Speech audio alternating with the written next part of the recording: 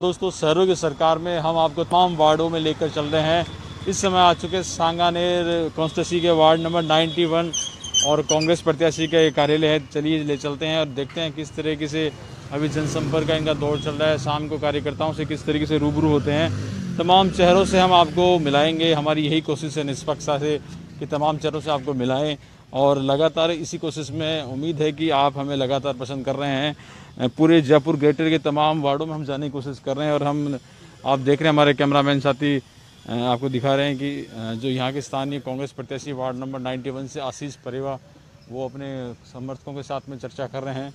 लगातार हम सबसे बात करेंगे और क्या क्या मुद्दे हैं, क्या क्या यहाँ स्थानीय समस्या हैं।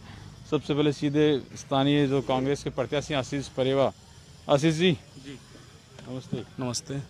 तो आशीष जी, हम आपके वार्ड में आ गए हैं जी और काफ़ी यूथ आप हमें दिखाई दे रहे हैं आपके साथ में, एनर्जेटिक। चलिए बैठकर ही बात करते हैं और फिर आपके इधर समर्थक हैं, इन सबसे बातें करेंगे। तो आशीष जी, क्या क्या मुद्दे हैं और किन मुद्दों को लेकर जनता के बीच में जा रहे हैं?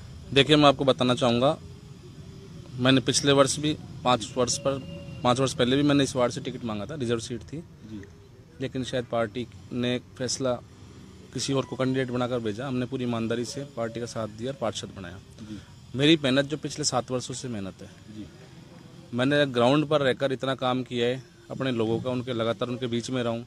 इस चाहे कोरोना महामारी के अंदर हो या उससे पहले लगातार पेयजल की समस्या, लाइटों की समस्या, बारिश के पानी की समस्या, आवारा पशुओं की समस्या, इन मुद्दों को उठाकर मैंने पहले से काफ़ी काम किया है। और इस बार जैसे ही सर्वे हुआ, पार्टी को लगा कि इस वार्ड में मुझसे बेहतर कैंडिडेट कोई हो नहीं सकता।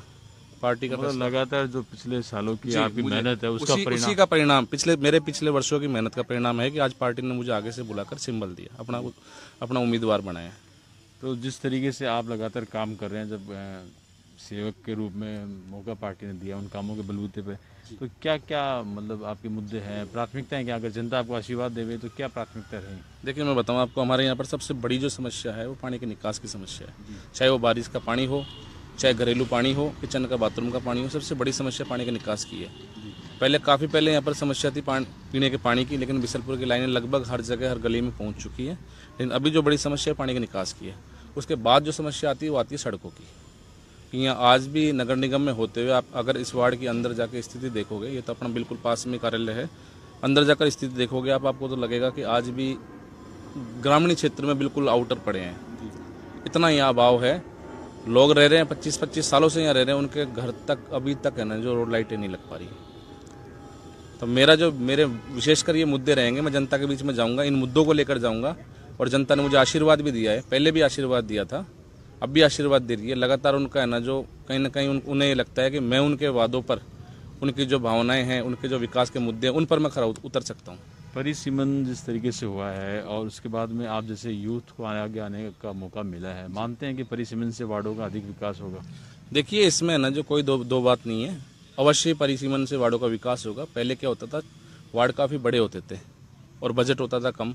एक आदमी इतने कम बजट में इतने वार्डों में ना तो उसको नॉलेज रहती थी और ना वो जा पाता था, पहुंच पाता था। अब मेरा वार्ड जिस तरीके से परिसीमन हुआ है, लगभग मैं 80% लोगों को व्यक्तिगत मैं उनके नाम से, उनके चेहरे से, उनके एड्रेस से जानता हूं। तो परिसीमन से अवश्य फ़ायदा होगा और विकास भी ज़्यादा होगा। हम जिस तरह परिसीमन हुआ है और हमारे व्यूवर्स भी जानना चाहते हैं और आपके वार्ड के लोग भी नए परिसीमन में हम कहाँ तक सीमा ज्ञान की बात करें तो आप वार्ड 91 के बारे में सीमा ज्ञान बताइए। देखिए, मैं आपको बताऊंगा, अभी जो नया सीमांकन हुआ है वार्ड नंबर 91 का, वो ये स्टेशन के सामने मंगलम आनंदा रोड है। इस रोड से दक्षिण की तरफ मुआना मोड़ तक, बीच में ये पुरानी रेलवे लाइन पूर्व की तरफ, जो रेलवे लाइन है, ये रेलवे लाइन का हिस्सा जाकर और डिग्गी रोड तक, जिसमें डाणी कुमावतन स्कूल का हिस्सा भी शामिल है। फिर आप इससे पश्चिम की तरफ चल जाइए तो पश्चिम की तरफ जाएंगे तो मुआना मोड़ से लेकर मुआना मंडी तक, और मंडी से फिर पीछे की साइड, मंडी का पिछले का हिस्सा बाढ़ मोनपुरा के बिल्कुल टच में, वो नगर निगम इसी क्षेत्र में, इसी वार्ड के क्षेत्र में आता है। वो वहाँ से और फिर वापस ये प्लेटिनियम अनुकंपा इसके इस तरफ तक, ये पूरे इस परिसीमन इस प्रकार है। तो परिसीमन होने के बाद में अब लगातार वार्ड की समस्याएं बहुत गहराई से आप सॉल्व कर पाएंगे अगर जनता आशीर्वाद देती है। हम कुछ आपके समर्थक उनसे बात करते हैं, फिर आपसे दोबारा बात करते हैं। तो हमारी ये कोशिश है कि कुछ यहाँ स्थानीय जो लोग बैठे हैं, बुजुर्ग भी बैठे हैं, उनसे भी बात करते हैं। भाऊ जी, आप ई वार्ड का ही हो कि? हाँ, हम इन्हीं की पड़ोसी हैं सब। अच्छा अच्छा, तो आप ऐसा जी जी, ऐसा आशीष परिवार जैसा कैंडिडेट हमें नजर नहीं आता। सबसे बढ़िया और मजबूत, और ये 10 साल से बहुत पार्टी के साथ में मजबूती से काम कर रहे हैं। ये हर तो आदमी आप तो बैठे हो जाए तो आपके आदमी हुई हुए हैं। हाँ ये समस्याओं की बात करें तो आपकी नज़र में मतलब पहले से देख रहे हो तक वार्ड में समस्या क्या है? वार्ड में साहब ये पानी और पानी की और ये रहती है छोटी मोटी, तो अब लोग बाग बहुत कम ही बता रहे हैं, लेकिन वो पूरी हो जाएगी इनके इनके नहीं। चलिए, कुछ यूथ हैं, तो यूथ आप इसी वार्ड से हो? हाँ जी बिल्कुल। क्या मतलब इस बार जब मतदान में शामिल होंगे तो क्या सोचोगे? मतलब चेहरा देखोगे, पार्टी देखोगे, या वार्ड की समस्या देखोगे? इस बार देखो हमने चेहरा देखा है, और पिछली बार हमने पार्टी देखी थी कि चलो कांग्रेस पार्टी को वोट दे देते हैं और विकास होगा, लेकिन मतलब जीरो विकास हुआ, कोई मतलब नहीं रहा पिछली बार हमारे वार्ड में। लेकिन इस बार आशीष परिवार जो हमारे टच में है, पिछले 5-6 साल से टच में है, तो इनका चेहरा देख के हमने सेलेक्ट किया इनको।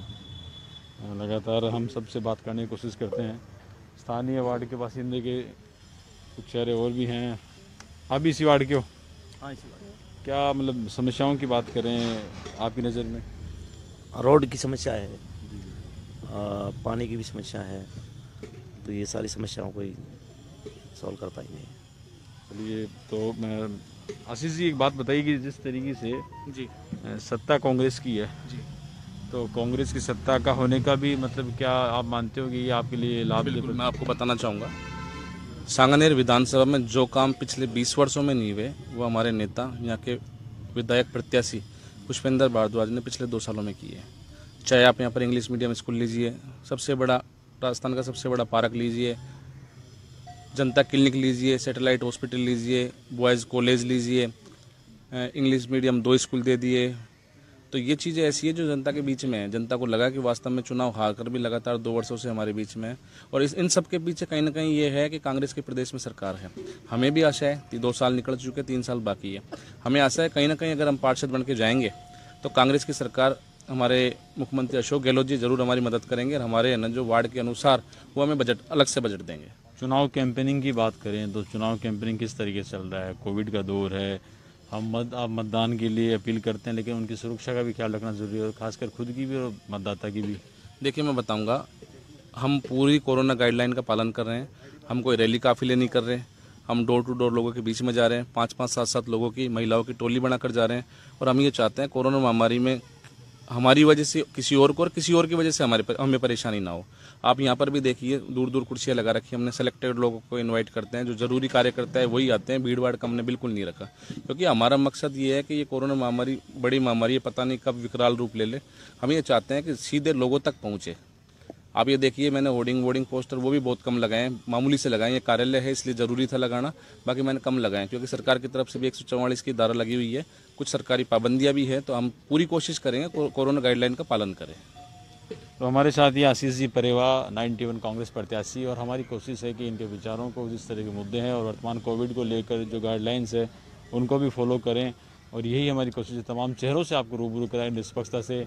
देखते रहिए हमारे साथ शहरों की सरकार में तमाम वार्डों में लगातार।